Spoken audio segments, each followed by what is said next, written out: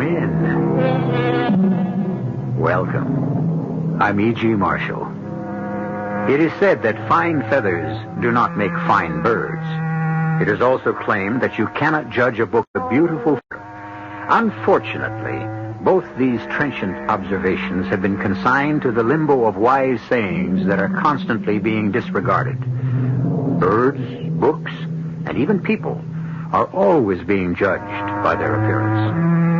The sad truth is that the overwhelming majority of us will choose a beautiful fool over a homely philosopher. Well, that's life. And sometimes that's death. Our mystery drama, Rape of the Maia, was written especially for the Mystery Theater by Sam Dann and stars Arnold Stang and Norman Rose. It is sponsored in part by Buick Motor Division. I'll be back shortly with Act One.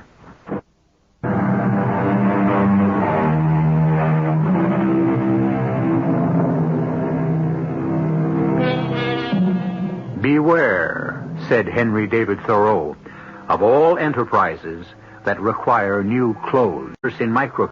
That was all very well for Henry T., who liked to live single-o at Walden Pond, where he could commune with frogs and flowers and field mice. My Lord, if everybody had that attitude toward new clothes, what would happen to a certain little world that lies within the confines of Manhattan Island, a universe in microcosm, which is simply known as 7th Avenue? But enough philosophy. You tune us in for action, we'll give you action. A most beautiful girl walking down 7th Avenue near 37th Street. She is clad in a stunning, shimmering, flowing dress. It is a dress to inflame the imagination and arouse the passions. And here is a young man who has been obviously aroused and inflamed because, without warning, he grabs her. Let go of me! Who are you? What? That's mine. Now that is mine. Take your hands off That me! gown. Where did you get that gown? I'll scream! Take that dress off. It's mine. Help! Now, don't scream. There's a maniac! Help me! Now just listen, you fool. You're choking me! Yes, I'm choking you. I have to make you stop screaming. Now look, you're an intelligent girl. Now you must promise to be good. No, now don't open your mouth. Just listen. I'm gonna let go of you. See? Now, take off that dress.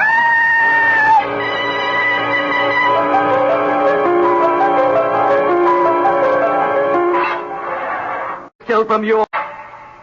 Thank you, officer. I shall call when I require your services again. I'll kill him. I'll destroy him utterly. Vaughn, it's too early in the morning to talk about killing. He stole the Maia. He stole the Maia. All right, so he stole the Maia. Oh, sure, you could say, all right. Is the Maia your inspired vision? Was the Maia distilled from your blood? You fat Philistine. I'm trying to lose weight. I shall assassinate that depraved thief. You'll be out of here by lunchtime. I'll let out his heart's blood. Now, Vaughn, what do you think? The show is in 13 days. I need another design. Morris. How can you speak of new designs? I lie here violated, ravaged, distraught. Give me something I can produce for $49.95. Leave me, Morris, with my grief. A simple little frock with a collar. Vaughn, what do you think about a collar? Oh, that viper. I allowed him to sit at my feet, basking in the rays of my creativity. I got it. Let's bring back the Peter Pan collar. Plunged into my infamous wretch plunges a poisoned dagger into my back. Vaughn, listen to me. The reason you're getting off easy, I saw that girl's father last night. I thought if I would explain to him about the Maia... The rape of the Maia. How you designed this gorgeous dress, and for only $39.95. Be my witness, Morris. The dagger he plunged into my back is the dagger I shall thrust into his heart. But I take a look at the father, a giant, a hard hat. When I say who I am, he says, "What do you want?" If you know what could kill, I'd be a corpse. To design the Maia. Maia, daughter of Atlas and Diana. I was inspired by the ancient gods themselves. But I explained to him how you created such a masterpiece and had it stolen from you by your best friend, who turns around and sells it to another manufacturer. Why, this big giant, you know what? He just sat down and cried. God! through his false, perfidious heart. I shall stab him. So, no charges, everything's fixed. I shall rid the world of an abomination that calls itself Perry Fullerton. You come right back to work this afternoon. I shall never take pencil in hand again. Leave me with my grief. All right. God! You know, Vaughn, when I heard that you were arrested for attacking a girl, well, how could I believe it?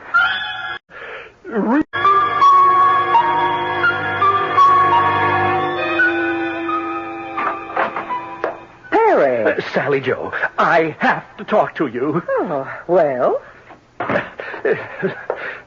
Sally Joe, I'm in trouble. Oh, I'm sorry to hear that, sugar. What I mean is real trouble. Oh, I'm genuinely sorry to hear that. Oh, it's a bad scene. Like, it's total trouble. Oh, Perry, honey.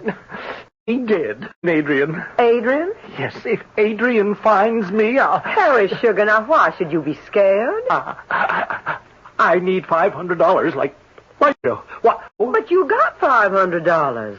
You took that adorable little Maia dress over to the man at Personality Frocks, and he gave you $500 in nice new bills. He did.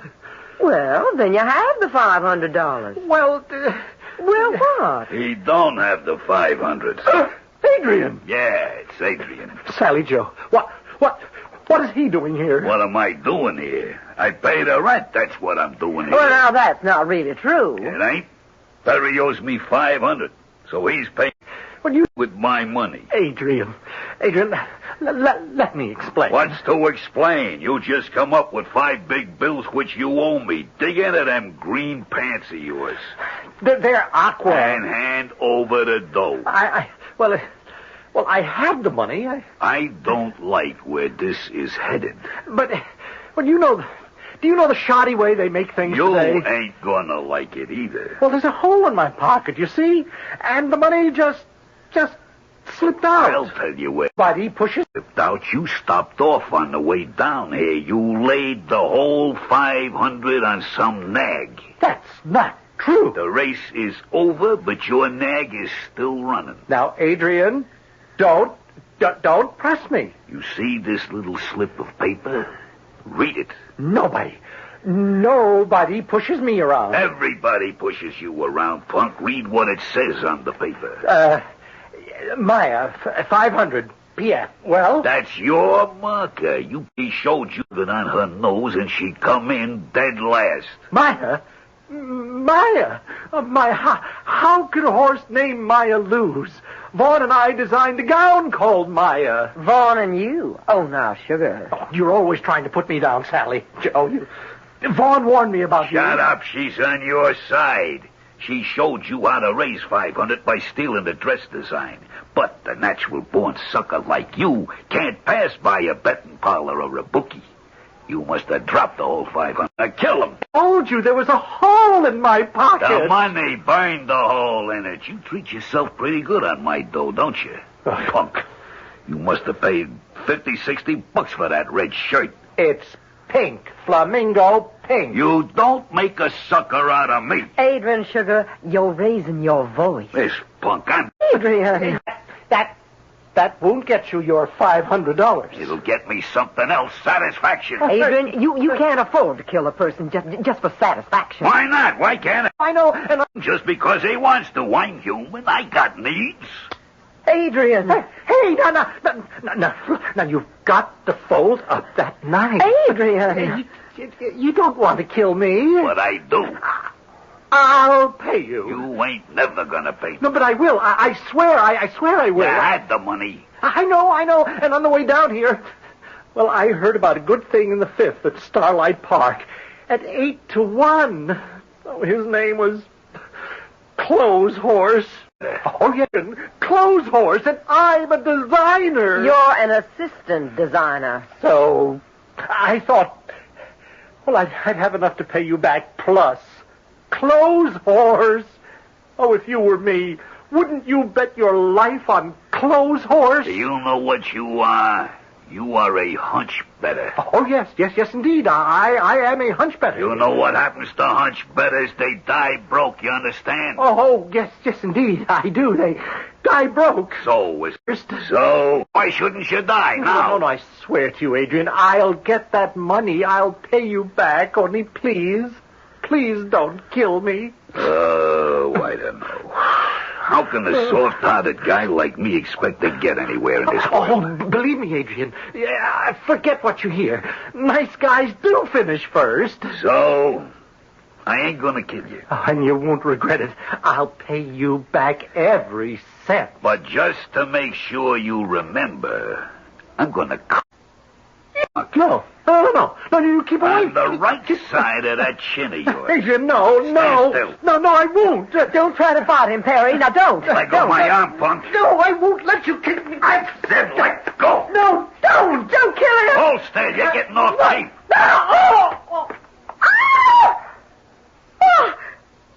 You killed him. I told him to stand still. It was his own fault. Oh, the blood. Look at that blood. Oh, what have we done? Who's that? Open up, Perry Fullerton. I know you're in there. Open the door and face me. Keep still or go away. The door. What about the door? Perry Fullerton, you have raped the Maia. You shall reap the whirlwind. The door. It isn't locked.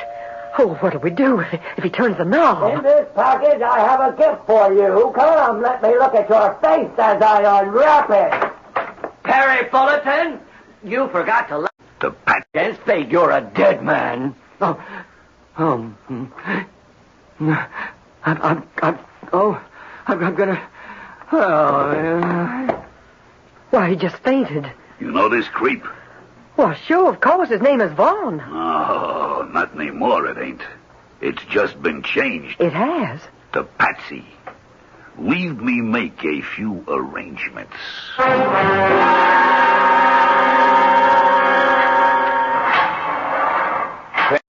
They, officer, tell me, isn't this where I came in? Vaughn, you know what they say. They say you killed him. Yes. The door was open. A neighbor passed by. They say you were lying there, unconscious, on the floor next to him. Yes. The knife with the switchblade, with blood on it, was in your hand. Yes. They say you had the motive.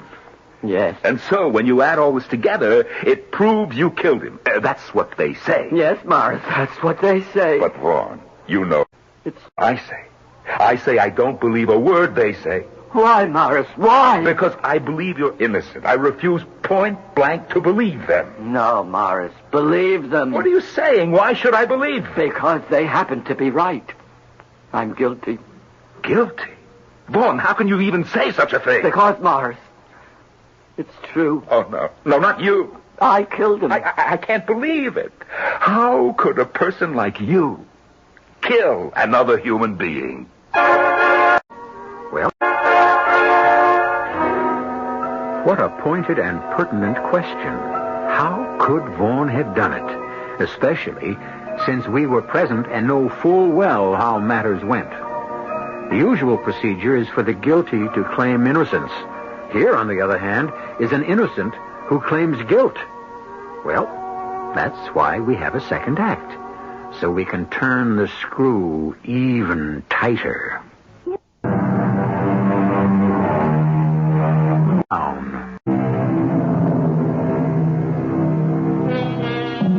Maia was the name of the ancient Greek goddess of fertility.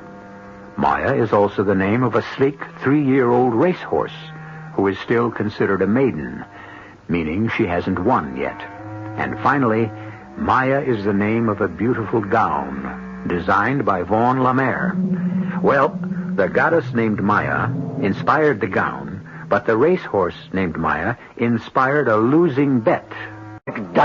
A chain of circumstances, the latest link of which finds our poor Vaughn Lemaire in prison, charged with murder. A nut you probably are, but a murderer? Definitely not. Oh, how little we know the inner heart of another human being. Don't start up with me, Vaughn. I know you. Oh, Morris, like Diogenes, you seek so desperately for the minuscule speck of what is good in man. Did you kill him? Did I kill him? Say yes or no. Yes. I don't believe it. Look, The essential goodness. and say yes. Yes. I still don't believe it. Why? Why won't you believe Will it? you stop being stubborn? You want to sit in the electric chair? You didn't kill him, and that's all there is to it. Morris, accept reality. You talk to me about reality. Oh, poor Morris, the eternal optimist. You so desperately want to believe in the essential goodness of man, but man is evil. The flesh is wicked. I have the brand of Cain, the murderer's mark. What are you talking about? How could you kill anybody? You faint at the sight of blood. Yeah, Morris, but you don't see the blood until afterward. Okay, Mr. Wise Guy. Wind up in the chair with the wires and the metal cap. I decided to kill him. I purchased the knife. I went to the apartment, and I killed him. You must accept it, Morris. No. Oh, poor Morris. Poor, loyal, loving Morris. You mean you killed him? You really, actually killed him? Now, here, do you feel so badly? I'll get you a lawyer. Now, please, Morris, not your son-in-law. Sheldon's a wonderful lawyer. I don't want a wonderful lawyer. Why not? He might get me acquitted. That would be bad. I'm guilty. I must pay for my crime. Vaughn, is there anything you need? Solitude. I must compose the speech. What speech? When the judge will say, Vaughn Lemire, do you have anything to say before sentence is passed upon you? I intend to be ready. Yeah. I tell you, Vaughn, after they made you in the middle of threw away the model.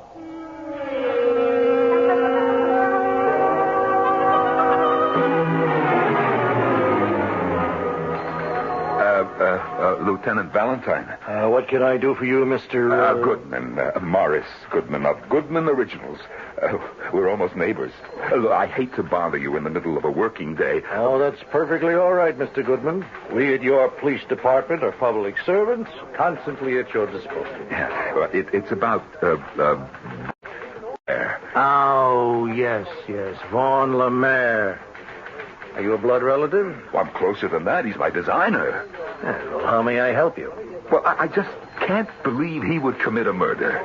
Why can't you believe it? Well, because... because people we know do not commit murder, correct? Murderers are subhuman, evil, strange. But he's such a gentle person. He's crazy, maybe, but... Yes, but there's an extensive literature on the subject. Yes. Now, are you familiar with Kovalevsky's theory of supportive denial? Yeah, no, I'm not sure. Well, in a situation where the accused is an outwardly gentle, law-abiding person who does not fulfill the normal stereotype of the psychotic with homicidal tendencies, his immediate personal community will weave a protective web. Yes, I think I understand. Yes, to protect the murderer, yes, but also to protect their own emotional investment in him. Yes, but even so... Well, our faith in the cause in another human being dies hard. But fact, as Trevelyan wrote, is usually the killer of faith. So, motive? Under Perry Fullerton's body, this slip of paper. Please read it. Maia, 500, P.F. A note to himself. Now, he could get $500 from P.F. This frocks or the Maia, which he did. Yes. The knife itself, switchblade, blood-stained, and with his fingerprints on the handle. Yes. Tell me, what's in that box? The one with the gift wrapping. It looks like something he bought at Julio's down the street. Inside this gift-wrap box was nothing. Why would he bring a gift-wrapped box with nothing inside? For symbolic reason. Perhaps because what he was truly bringing Perry Fullerton was death. Yes. And finally, this document, his confession, fully and freely given, in which he admits the murder. Well, Mr. Goodman? To prove murder, we must show the accused is guilty beyond the shadow of a doubt. Now, Are you still in that shadow, Mr. Goodman? No. No, you're right. I didn't want to believe it, but how long can I insist the earth is flat? Thank you, Lieutenant.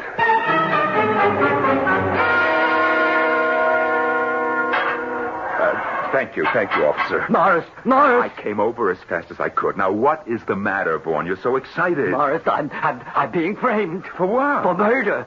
I didn't in the apartment. Yes, you did. Who says so? Who? You. You convinced me that you killed him. The knife, the fingerprints. I thought I killed him. You thought?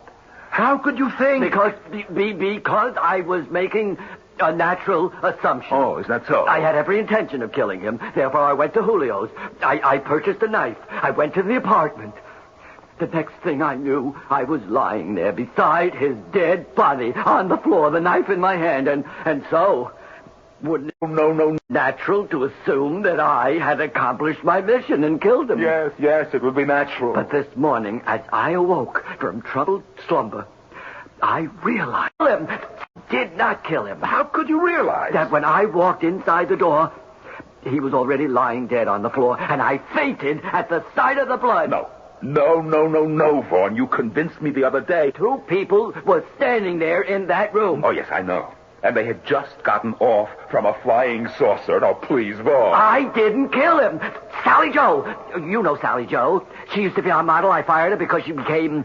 obese. Or maybe she put on a little weight, but obese. She was standing there with Adrian in the entire... Could believe such a story. A person who calls himself my friend could believe it. Oh, I can't keep up with you. One day you're guilty, the next day you're innocent. All right. Let me prove it to you that I am innocent. I went to Julio's to purchase the knife. It was a Damascene blade. Oh, please. This was to be the most artistic and exquisite killing in the entire history of prairie assassination. Oh, even when you talk about a knife, it makes me... I would confront him and I would say, I have a gift. I shall unwrap it. I shall present it. Point first. And I would. But I fainted. You yourself, you know I faint at the sight of blood. Sheldon says it won't be too bad. You can plead temporary insanity. But you see, I couldn't have killed him unless and until I could make him change his shirt. Now, what is this? Morris, his shirt was flamingo pinboard. His blood was bright red. Well, truthfully, the sight of that atrocious clash in colors is what made me pass out. But as you said yourself, the blood you don't see till afterwards. No, Morris, not I. Had he been alive when I entered the flat, had I held the knife to his breast, I would have seen the red blood before it gushed forth to stain the pink shirt. I, a designer, see things before they exist. Well, then, Vaughn, how... Morris! Have you ever known me to mix people? Believe me. Oh, I'm ill. I just can't think of it. Vaughn, will you please shut up? A person can't hear himself think. Morris, have I ever lied to you? Oh, constantly. And I don't mind. It's part of your genius. I wanted to kill him. I bought the knife, but I never even unwrapped the package. He was dead when I got there. I'm innocent, Morris. Vaughn. Believe me, Morris. You must believe me.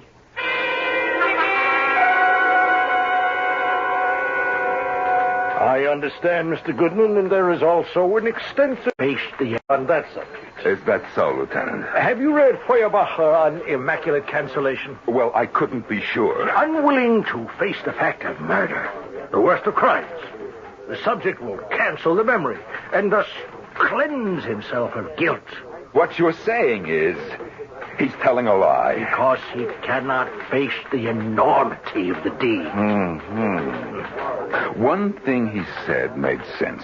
He couldn't stab a man who was wearing a bright pink shirt. The colors would clash. You're saying he wouldn't violate his artistic principles? Yes, that's what I'm saying. Why not? He was willing to violate his moral ones. But I believe him. Here is the knife with his fingerprint. I know, but yet he says he brought it there in that box and never even took it out. Fingerprints, blood stains. These are the facts which tell us otherwise. The knife. No, wait. It's a switchblade knife, no? Yes. It's the truth. What is you would call highly artistic? No, but you would call it highly effective. This? This is the knife he bought? Why not? It's good enough to do the job. You lied to me. I swear to you, Morris, I told you the truth. What is this nonsense about an artistic knife with a whatever you call it, blade? It's true. I saw the knife. It had your fingerprints on Somebody placed them there while I was unconscious. Ask Julio. Common, ordinary, everyday switchblade knife that any common, ordinary, everyday hoodlum would use. Impossible. Here, I'll show you. I have the sales slip from Julio. Well, I don't have it with me. They took everything out of my pocket. Vaughn, please, you should really tell me the truth. But it's true. Ask Julio. He'll tell you. Just ask Julio.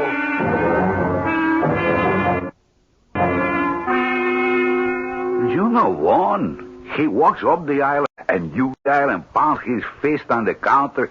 He's going to kill Perry Fullerton. Can I sell him a knife? And so you sold him a knife. Oh, Julio. How could you sell him a knife? He was behaving like a maniac. Morris, how can you say such a thing about me? But you did sell him the knife. You knew he was ready to kill, and you sold him a knife. I sold it to him, and I didn't sell it to him. At the same time? At one and the same time. You realize we're discussing a physical impossibility? Listen to him. Cop. He picks out this dagger. Genuine. Made in Toledo. Not Ohio. Spain. Continue. And he wants it gift wrapped. This much I know without you. What you don't know is how I gift wrap it. I gave it to Regina. Oh, she still works? I thought she got married. And the receipt. I write the letters C-O-P. Cop. That spells cop. It also stands for cooling off period. When I sell an angry person a weapon, I make sure he don't walk out of this. Great idea. He can commit murder on the spot. So what do? I give the signal to Regina not to put it in the box. So she gift wraps an empty package. A day or two later, the customer comes back, but he ain't angry enough to kill anybody anymore. So what you're telling me is he walked out of here without the knife. A great idea, Morris, no? So he never used it to kill Perry. How could he use it to kill Perry? Still in the store. And he was telling me the truth. He didn't kill Perry. But how to do to possible?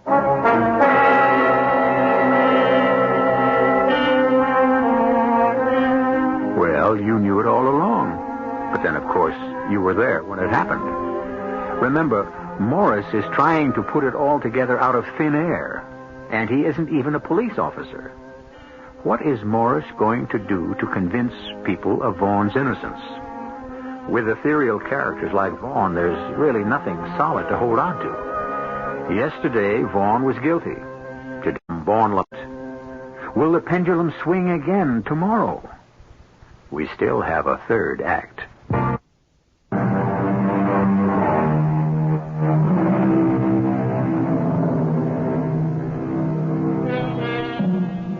Perry Fullerton cheated two people. He stole a design from Vaughn Lemaire, and he welched on a bet he owed to bookmaker Adrian Smollett. Both Vaughn and Adrian were furious enough to kill him, and while Adrian committed the murder, poor Vaughn is getting the blame, thus proving the old proverb, the early bird gets the credit. But, Lieutenant, he didn't even have a knife. I'm afraid he did, Mr. Goodman. It's here on the table. That isn't the knife he bought from Julio. Julio didn't put the knife in the package. Precisely, Mr. Goodman. And when Vaughn discovered the package was empty, he picked up another knife, this knife, the bloodstained knife with his fingerprints on it. But he swears that he saw Sally Joe Crabtree and Mr. Adrian Smollett. Others. You're in the room. And Perry was already dead on the floor when he arrived. There is an extensive literature on the subject, Mr. Goodman. I should have known. Have you heard Tillinghast on compulsive psychotic association? No. Well, I suppose you could say it means misery loves company. A man in trouble tries to involve others. You say he's lying, huh? He's fantasizing. But he says he saw them. We asked Miss Crabtree and Mr. Smollett to come in for questioning. And what happened? They were out of town these past 3 days. They only returned this morning. Lieutenant, I am a judge of character. I tell you, and you heard it here first, that Vaughn Lemaire is not guilty.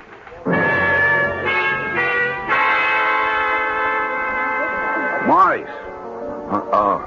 Hello, Julio. Morris, when a man eats lunch, he should have a smile on his face. With this weight on my heart, how can I have a smile on my face?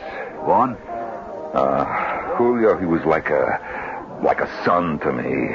He was a good figure. I say that much for him. What do you mean was? You talk like he's dead. They're going to put him away, Morris. He's so and close. While there is life, there's hope. But is that enough? Hey, listen. Do you want to bet on a horse? Did I ever bet on a horse in my life? You things, Morris. That's the secret of keeping young. This is a horse you, in particular, should bet on. Be good enough to explain why I should violate the principles of a lifetime. Because of the horse's name. Yes? This horse is called Maia. Intelligent girl. I-A. Hey, that was the name of Vaughn's design. There's a horse called Maia also. I never heard of him. I think he's a horse.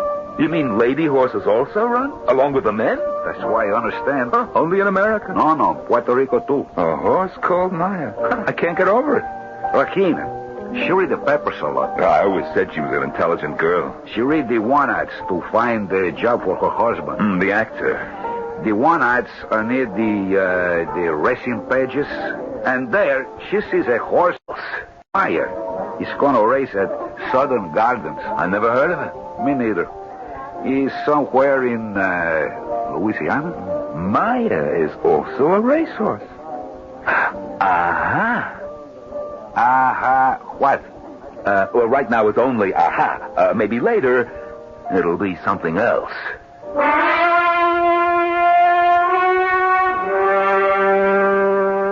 Morris, I swear to you, I did not kill him. But he is dead. Well, of course, he. Somebody had to kill him. But it wasn't me. Then who else could it be? Are you asking me, Morris? Is there somebody else sitting in this cell that I could ask? By a detective. Am I?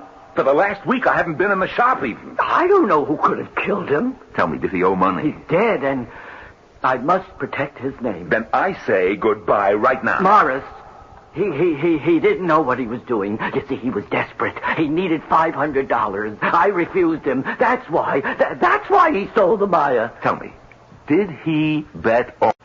Oh, can't we leave his memory green? Yes or no? Oh, yes. Morris, why this inquisition? This man, this Adrian Smollett, what does he do? I think he's a gambler. Aha! Now it fits. Now it's a perfect size 10. What are you saying, Morris? But my problem is, how do I sell it?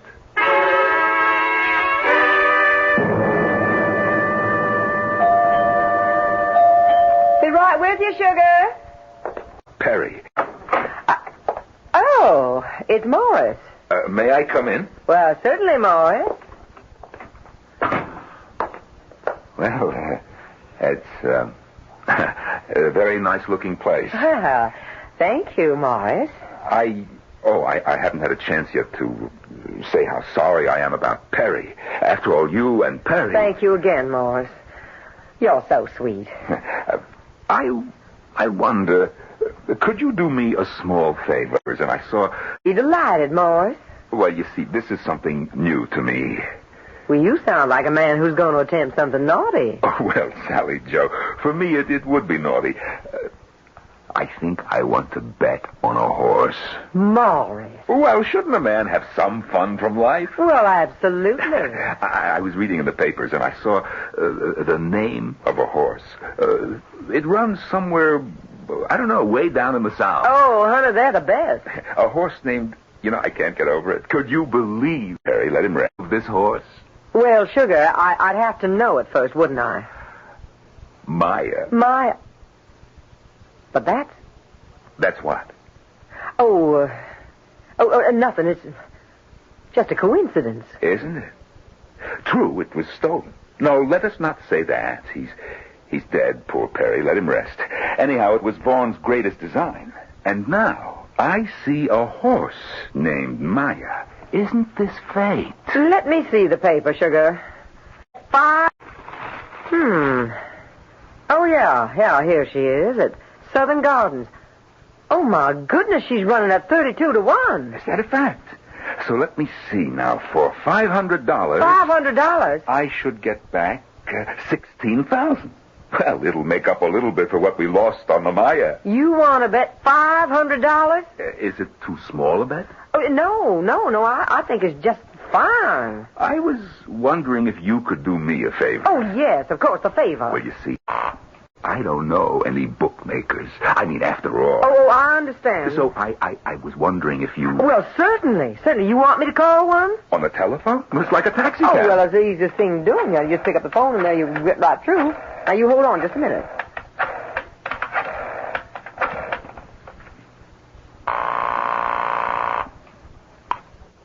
Yeah, Salad Joe. A gentleman's here. Wants to place a little bet. the chump. 18 carat. Good for the dough. Very solid. Put 'em on. Morris? Oh, yes, thank you. Hello? With whom am I speaking? That don't matter. Just say your piece. Oh, there's a horse called Maia. Running into fifth at Sutton Gardens, 32-1 and carrying 106 pounds. How much you want? Will $500 be all right? To win? Of course to win. What then, to lose? Both times in 10 minutes. 500 on Maia. What's your initials? Morris Goodman, MG. Stay near that phone. I'll call you back. Got it on you?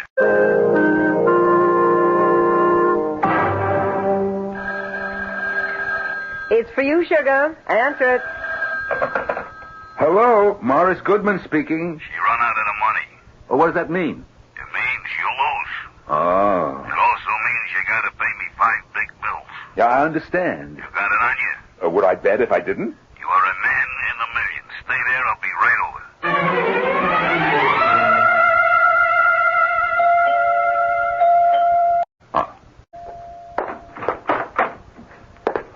You got my 500? What a business. How quick money changes hands. You're new, huh? You got my 5? Let me ask you a question. Yeah? How could you prove I made such a bet? I got it written down. You write down every time somebody makes a bet with you. Don't you keep a record in your business who owes what? Well, I got an accountant. I keep books. What have you got? 5 slips? Slips of paper. Ah.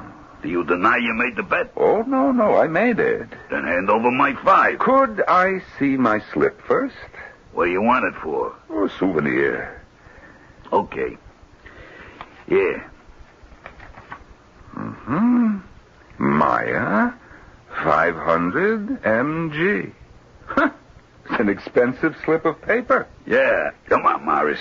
Hand over my dough. You are under... What? Sugar. What kind of joke? It's no joke. I'm serious. You chump. Did you ring in a cop on me? Sugar, it's Morris Goodman. I am making what is known as a citizen's arrest. Any citizen is Listen, empowered... I don't like this. Give me my dough or you're going to like it a lot less. I am arresting you for the murder of Perry Fullerton. Hey, wait a minute. Now, you want to be careful, Mr. Goodman. Listen, Morris, I can take a joke. You were here and you killed him. Yeah. And Arnold says he saw both of you here. Why shouldn't he say that? It's his word against ours. We were in Atlantic City. Well, you make sure you can prove it. Where did you stay, huh? With whom? Have you got receipts, tickets? I think I'm going to have to He wrote to him for this chump. Don't be crazy, Hadrian. What can he prove? I can prove that this slip of paper of yours is exactly the same as the one that was found on the floor under Perry Fullerton's body. It's the exact same paper, the exact same handwriting. Yours. Oh, I got to kill this clown now. Lieutenant Valentine thinks it's a note Perry wrote to himself. He thinks Maia 500 PF means Personality Frocks would pay him $500 for the Maia. But this is a bet slip. He's not. Slip. PF is Perry Fullerton. He's too smart, too smart. You can't kill him here. No, we'll take him someplace quiet. All right, you get moving, chump, and don't make a noise. You certainly have enough knives. Just stay close to me and shut up. Where's everybody going? Look out for him, Julio. He's no trouble. You saw Morris with one hand. What are we doing? We're making a citizen's arrest. Hey, that's fun. We should do this more often. No. In the face of all. Once is enough for me.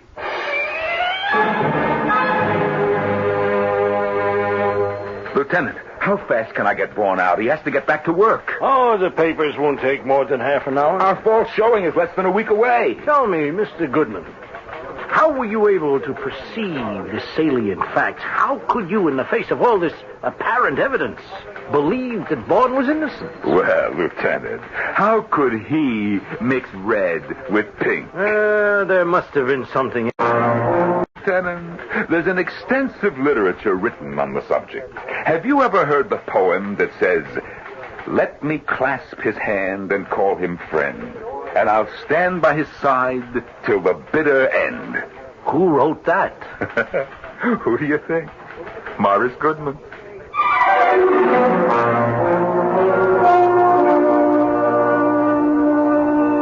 This has been a story of friends.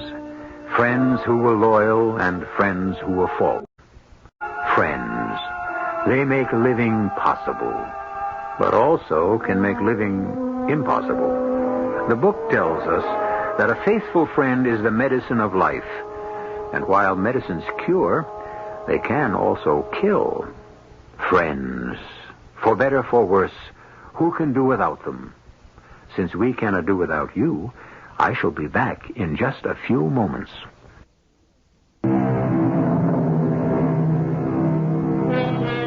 To look upon? Vanity of vanity, said the preacher. All is vanity. And our story was based on one of mankind's greatest vanities, the adornment of the body. And yet, is it so sinful for a woman to wish to appear lovely? After all, isn't a well-dressed woman sweeter to look upon? Besides, it gives gainful employment to so many people. And it has given us a subject for a tale of murder. The next cast included Arnold Stang, Norman Rose, Jackson Beck, Earl Hammond, and Joan Shay.